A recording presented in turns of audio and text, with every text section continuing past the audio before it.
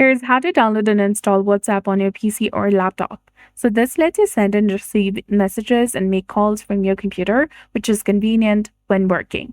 So you can use WhatsApp Web on your browser at web.whatsapp.com.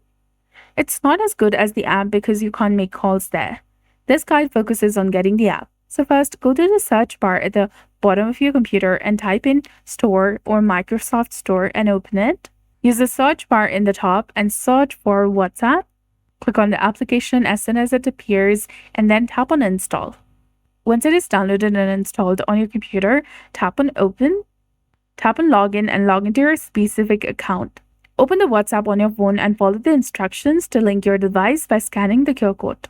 On Android, you need to tap on the three dots in the top right and then tap on Link Devices. And on iPhone, you can tap on the top right and then tap on Link Devices. Your chats will then load and you can see them on the left. And you'll be able to send messages, make calls on WhatsApp on your computer.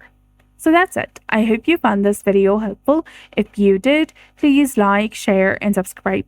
Thanks for watching. We'll see you again in the next one.